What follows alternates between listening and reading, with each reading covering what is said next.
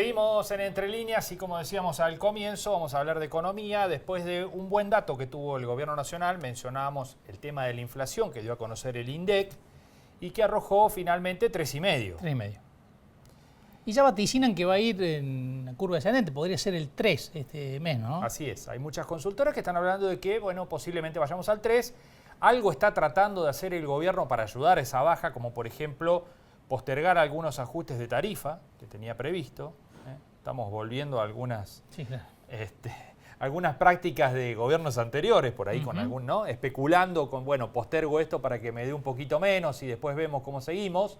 Bueno, ahí va, muñequeando un poco Luis Caputo, el ministro de Economía, para tratar de ir dando, bueno, ese camino descendente que tanto le costó al gobierno mostrar porque se había estancado en el 4, la inflación, 4 y algo.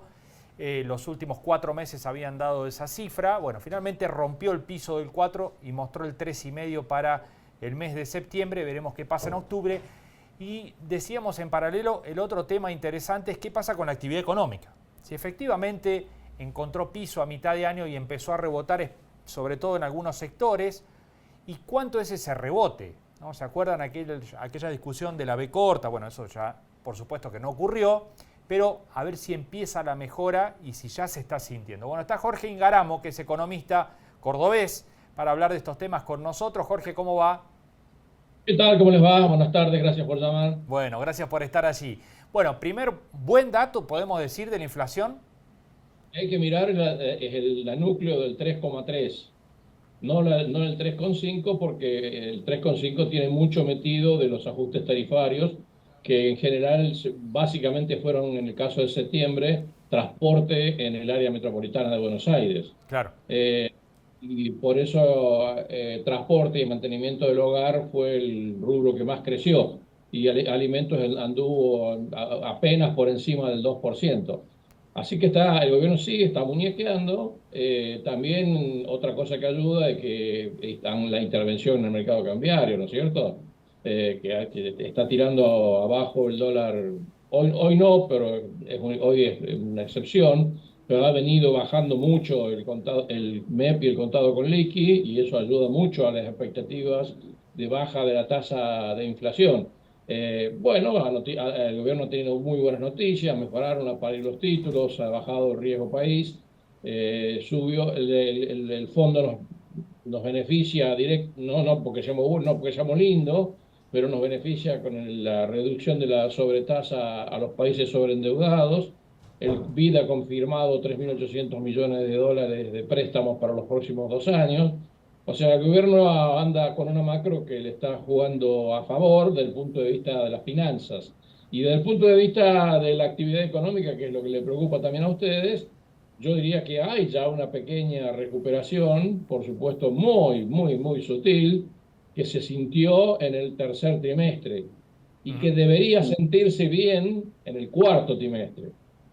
Ya porque tenemos el cuarto trimestre, vamos a tener todas las ventas que hace el campo para poder sembrar, que son más o menos unos 8.000, 9.000 millones de dólares, que probablemente, obviamente que hoy también podría financiarlo con canjes, vendiendo forward, con otras alternativas, con el peso, con préstamos en peso, financiándose con la tarjeta. Pero evidentemente eso va a estar ahora, en fines de octubre ya empieza fuerte la siembra de maíz, soja y girasol en el sur, así que eso va también a ayudar. La última medición de capacidad, de uso de capacidad de la industria dio 61% contra 53% que había sido el piso hace 4 meses.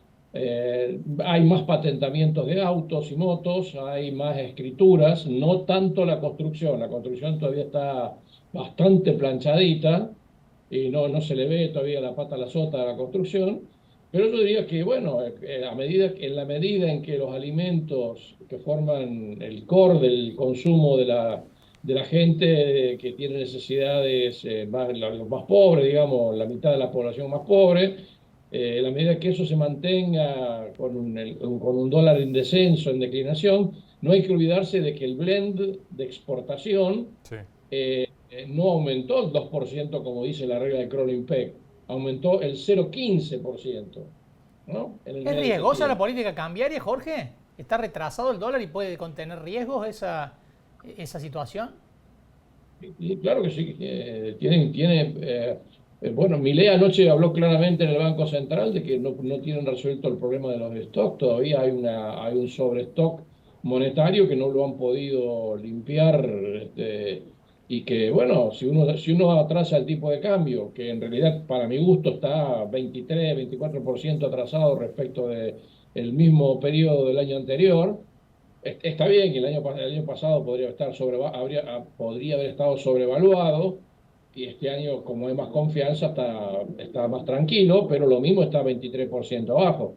Y si usted mira los números del campo, con estas retenciones y con este tipo de cambio, las ganas de sembrar son más bien por la lluvia que por la rentabilidad, ¿no es cierto? Claro. Así que yo creo yo creo que sí, que el tipo de cambio está atrasado, y evidentemente del discurso de Milei de ayer en el Banco Central se desprende claramente que no hay ninguna perspectiva de que levanten el cepo a la brevedad, ¿no? Ujú.